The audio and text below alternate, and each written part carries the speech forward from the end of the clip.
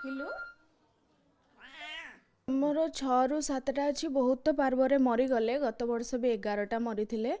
ପାର୍ବ ଏଇ ଶୀତ ଦିନ ଆସିଲେ ନଭେମ୍ବର ଠାରୁ ମାର୍ଚ୍ଚ ଭିତରେ ବହୁତ ହଇରାଣ ହୁଏ। ଯେତେ ମାନେ କେଉଁଠୁ ଆସେ ସେଇଟା ଜଣାପଡ଼େନି, କିନ୍ତୁ ବହୁତ କଷ୍ଟ ପାଇକି ମରନ୍ତି। ତା ପାଇଁ ଗୋଟେ ମୁଖ୍ୟ ତାର ହେଉଛି ପ୍ରିଭେନ୍ସନ୍ ହେଉଛି ଭ୍ୟାକ୍ସିନ୍। ଭ୍ୟାକ୍ସିନ୍ର ଦାମ୍ ବହୁତ, ଗଭର୍ଣ୍ଣମେଣ୍ଟର କିଛି ସହାୟତା ନଥିବାରୁ ପ୍ରତିଟି ବିଲେଇ ପ୍ରତି ଭ୍ୟାକ୍ସିନ୍ରେ ଖର୍ଚ୍ଚ ହେଇଯାଉଛି 1000 ରୁ 1200, ମାନେ 8ଟା ହେଲେ 8000। ଆପଣଙ୍କର ଯେମିତି ଯିଏ ବେଶୀ ରଖିଥିବେ କରିଥିବେ ଦେବାକୁ ବାଧ୍ୟ, ନଦେଲେ ବି ସେମାନେ ମରିଯାଉଛନ୍ତି। ଆଉ ତାର ବି ଥରେ ପାର୍ବ ଆଟାକ୍ ହେଲା ପରେ ଆଉ ବଞ୍ଚନ୍ତିନି ସେମାନେ, ବହୁତ କଷ୍ଟ ପାଆନ୍ତି। ମୁଁ ବି ବହୁତ ଟ୍ରିଟମେଣ୍ଟ କରିଛି, ପ୍ରାଇଭେଟ୍ ଟ୍ରିଟମେଣ୍ଟ ବି କରିଛି, ସେମାନେ ବି ବଞ୍ଚି ନାହାନ୍ତି। ତେଣୁ ଗଭର୍ଣ୍ଣମେଣ୍ଟ ଯଦି କିଛି ହେଲ୍ପ କରନ୍ତା, ଯେମିତି ଅନ୍ୟାନ୍ୟ ଗୋରୁ ଗାଈଙ୍କ ପାଇଁ ଅଛି, କୁକୁରଙ୍କ ପାଇଁ ଅଛି, ରାବିଜ୍ ଅଛି, ସେମିତି ଯଦି ଏଇ କ୍ୟାଟ୍ମାନଙ୍କ ଆଉ ଷ୍ଟ୍ରିଟ୍ ଡଗ୍ମାନଙ୍କ ପାଇଁ କିଛି ଭ୍ୟାକ୍ସିନ୍ର ବ୍ୟବସ୍ଥା କରନ୍ତା ତ ବହୁତ ଉପକୃତ ହୁଅନ୍ତୁ ଆମମାନେ। ସେମାନେ ଯେତେବେଳେ ଦେହ ଖରାପ ହେବ ଘରକୁ ପଳେଇ ଆସନ୍ତି, ଆଉ ପାଖ ଛାଡ଼ନ୍ତିନି। ତାପରେ ସେମାନଙ୍କୁ ଟେମ୍ପରେଚର୍ ଆସିଯାଏ, ଆମେ ଜାଣିପାରୁ। ବୋମିଂ ବି ହୁଏ, ମାନେ ବାନ୍ତି ହୁଏ, ଝାଡ଼ା ହୁଏ, ଆଉ ବହୁତ କଷ୍ଟ ପାଆନ୍ତି। 6 ରୁ 7 ଦିନ ବହୁତ କଷ୍ଟ ପାଆନ୍ତି। ସେ ଯେଉଁ ପାର୍ବରେ ବହୁତ ଯନ୍ତ୍ରଣାଦାୟକ, ମାନେ ସେମାନଙ୍କ ପାଇଁ ବହୁତ କଷ୍ଟ ହୁଏ।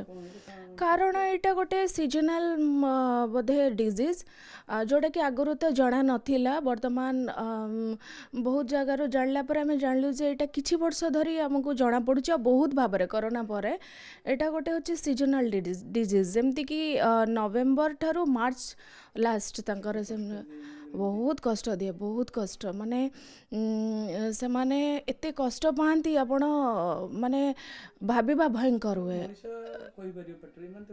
ନାଇଁ, ଏମାନେ କହିପାରନ୍ତିନି, କିନ୍ତୁ ୟାଙ୍କ ଫିଲିଙ୍ଗସ୍ ଆପଣ ବୁଝିଯିବେ ଯେ କେତେ କଷ୍ଟ। ଆଖିରୁ ଧର ଧର ଲୁହ ବୋହିଯାଏ କିଛି ସମୟ ପାଇଁ। ଆପଣଙ୍କୁ ସେ ମୁହଁକୁ ଚାହିଁଥିବେ। ମୋର ଲାଷ୍ଟରେ ଗୋଟେ ଡେନିମ୍ ବୋଲି ଯେଉଁ ବିଲେଇଟା ଥିଲା, ସେ ପୁରା ମରିବାର କିଛି ସମୟ ଆଗରୁ ଆମ କୋଳରେ ହିଁ ବେଶୀ ମରନ୍ତି। ସେ ଜାଣିପାରନ୍ତି କି କ'ଣ, ସେତେବେଳେ ବହୁତ ପେନ୍ ହୁଏ। ଲାଷ୍ଟରେ ହାର୍ଟ ଚୋକ୍ କରିଯାଏ ସେମାନଙ୍କର, ବିଲୋ ଟେମ୍ପରେଚର୍ ହେଇକି ହାର୍ଟ ଚୋକ୍ କରିଯାଏ। ବହୁତ କଷ୍ଟ ପାଇକି ମରନ୍ତି ଏମାନେ। मोर आज्ञा 4टी बिलेई अच्छा आउ सी ताकू झाड़ा जो है आउ खाइलानी किसी तेणु आमे भारी माने पशु पक्षी उपरे आमर मो पिला मु भारी माने सिंपाथी मु देखा। तेणु ताकू नहीं आसिकी काली इंजेक्शन दबार काली भली आज देछि आ गोटे दिन दिया जीव जे या द्वारा ये बर्तमान शीत दिने सार कहते जे तांको ज्वर होउछि एवं बांती झाड़ा होउछि, जहाँ फल रे तांको जदि ट्रीटमेंट करा न जाउछि से माने मरी जाउछन्ति। एवं मो बिलेटी मु जदि काली आज इंजेक्शन देई नथांती काली तार से मरी जाता। तेणु आमे जिमिति आमे सेहि भली पशु पक्षी को आदर कले आउ आमको ऊपर वाला निश्चित ब्लेसिंग देबे। तेणु जीवन रो मूल्य होउछि समान सब बेले। तेणु पशु पक्षी हो आमे सबू समान। तेणु ए दृष्टि आउ मु सेमानकर केयर ने। हाँ हाँ, पार्बो भाइरस ता द्वारा ये शीत दिने सेटा बेसी माने स्प्रेड करुची, जहाँ फल रे हाँ सी झाड़ा हम। हाँ, ब्लड झाड़ा होची, तापर बांती भी होची, ब्लड बांती होची, नाकुरु पानी बहुची, आ रूम फुले बसी, आ टेम्परेचर रहुची। तेणु तार चिकित्सा आशु चिकित्सा निहाती दरकार से मानकर, नहले से माने मरी जाउछन्ति। मु निजे देखी आग मासे आगु आसती सांगे सांगे जोड़े कुकुड़ा ठीक अच्छी, आ गोटे कुकुड़ा ठीक से छिड़ा हवा अवस्था ढोल पड़ा, सार कले चलीगला। तेणु से लोक आदिवासी लोक सी जानी पारानी कि बहुत लेट्रे आणला, जहाँ फल सी गोटे मरीगला एवं से तापर आउ दीटा मरी जाइए। हाँ, यहाँ निश्चित भाव में। तेणु आम सचेतन टी हेले आमानक जीवन रक्षा हो पार। हाँ, वैक्सीन कथा हूँ आम गवर्नमेंट को जनइले तार से स्टेप ने। तेणु आम कहूनु सार लिखि दौरान आम कि आणुचु, किंतु आम कहीं प्रतिवाद करूँ जे सार गवर्नमेंट रु कौन सप्लाय किसी ना कि गवर्नमेंट रु सप्लाय अच्छी। तेणु आम से कहूनु। हाँ निश्चित निश्चित। ମୁଁ ତ ବିଲେଇ ବହୁତ ସାରା ମୋ ପାଖରେ ଅଛନ୍ତି କୁକୁର ବିଲେଇ ମୁଁ ଖାଇବାକୁ ଦିଏ କିନ୍ତୁ ଯେହେତୁ ଆଖିରେ ପଡ଼ିଲେ ଜଣେ ସେ ନିର୍ଜୀବ କହିପାରୁନାହାନ୍ତି କଥା କହିପାରୁନାହାନ୍ତି ତ ଆଖିରେ ପଡ଼ିଲେ ମୁଁ ଟିକେ ଖାଇବାକୁ ଦିଏ ଟ୍ରିଟମେଣ୍ଟ କରେ ତ ଏବେ ଯେଉଁ ମାନେ 2 ବର୍ଷ ହେଲା ମୁଁ ଦେଖୁଛି ବିଭିନ୍ନ ପ୍ରକାର ରୋଗ ସବୁ ଧରି ଚାଲିଛି ଲାଇକ୍ ପାର୍ଭ ଭାଇରସ୍ ଗୋଟେ ବର୍ତ୍ତମାନ ଆସିଛି କୁକୁର ବିଲେଇ ପ୍ରଥମେ ବିଲେଇ ହେଉଥିଲା ଏବେ କୁକୁରକୁ ହେଉଛି ଝାଡ଼ା ବାନ୍ତିରେ ଏମିତି ଅବସ୍ଥାରେ ସେ ପଳାଉଛନ୍ତି ମାନେ ରିକଭରି କରିବା ବହୁତ ମୁସ୍କିଲ ମୁଁ ତ ପ୍ରତ୍ୟେକ ଦିନ ଦେଖୁଛି କିଛି କିଛି କୁକୁର ବିଲେଇ ମରି ଚାଲିଛନ୍ତି ତ ଏମିତି ଯଦି କୁକୁର ବିଲେଇ ମରି ଚାଲିବେ ତାହେଲେ ମୋତେ ଲାଗୁନି କି ଆଗକୁ ଏମାନେ ରହିବେ କୌଣସି ଜୀବ ଗୋଟେ ଲୋପ ପାଇବା ମାନେ ପରିବେଶ ଅସନ୍ତୁଳିତ ହେବ ତ ସେଟା ସନ୍ତୁଳନ ରଖିବା ପାଇଁ ମୁଁ ଚାହୁଁଛି କିଛି ଗୋଟେ ଏମିତି ବ୍ୟବସ୍ଥା କରାଯାଉ ଯେଉଁ କି ଏଇ ଜୀବ ଗୁଡ଼ାକୁ ସୁରକ୍ଷିତ ରଖାଯାଇପାରିବ ଏଇଟା ଗୋଟେ ସରକାରଙ୍କୁ ରିକ୍ୱେଷ୍ଟ କି ସେ କିଛି ଗୋଟେ ଏମିତି ବ୍ୟବସ୍ଥା କ'ଣ ଭ୍ୟାକ୍ସିନେସନ୍ ଫ୍ରି କରିପାରିବେ ବର୍ତ୍ତମାନ ଭ୍ୟାକ୍ସିନେସନ୍ ଗୋଟେ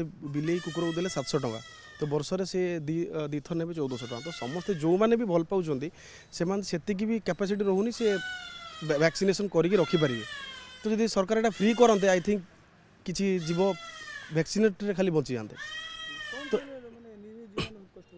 ବହୁତ ହି ମାନେ ଆପଣ ମାନେ ମୋର ଗୋଟେ ବିଲେଇ ଥିଲା ସେ ଦୌଡ଼ିକି ଯେତେବେଳେ ଆରମ୍ଭ ହେଲା ସେ ପାର୍ବ ସେ ଖାଲି ଝାଡ଼ା ମାନେ ବ୍ଲଡ଼ ଝାଡ଼ା ହେଲା ତାର ତ ଆଖି ଆଗରେ ଆପଣ ବି ଦେଖୁଥିବେ ଆସିକି ବହୁତ ସାରା କୁକୁର ବିଲେଇ ମାନେ ପୁରା ଟୋଟାଲି ମାନେ ଟ୍ରିଟମେଣ୍ଟ ପରେ ବି ମରି ହେଉଛନ୍ତି ଆଉ ଇଏ ପାର୍ବ ହେଲାକୁ 7-8 ଦିନ ଡେଲି ନେବାକୁ ପଡ଼ୁଛି ହସ୍ପିଟାଲ କିନ୍ତୁ ଏହାର ସଲ୍ୟୁସନ୍ ହେଉଛି ଆକ୍ଚୁଆଲି ଭ୍ୟାକ୍ସିନେସନ୍ ସାର୍ କହୁଥିଲେ ଯାହା ଯଦି ଭ୍ୟାକ୍ସିନେଟ୍ କରାଯାଏ ତାହେଲେ ଆଇ ଥିଙ୍କ ଏସବୁ ବଞ୍ଚିପାରିବେ କିନ୍ତୁ ଭ୍ୟାକ୍ସିନେସନ୍ କରିବା ପାଇଁ ଏତେ ପଇସା ସମସ୍ତଙ୍କ ପାଖରେ ହେଉନି ତ ଏଇଟା ଫ୍ରି କରାଯାଉ କୁକୁର ବିଲେଇମାନଙ୍କୁ ଭ୍ୟାକ୍ସିନେସନ୍ ଫ୍ରି କରାଯାଉ ସିଏ ଏତେ ମାନେ ସେମାନେ କ'ଣ କହିପାରୁଛନ୍ତି କି ଆମେ ଦେଖିକି ଆମେ ତାଙ୍କୁ ସୁରକ୍ଷିତ କରିବା ଆମର କର୍ତ୍ତବ୍ୟ ପାଳିତ କୁକୁର ଏବଂ ବିଲେଇମାନଙ୍କର ଏବଂ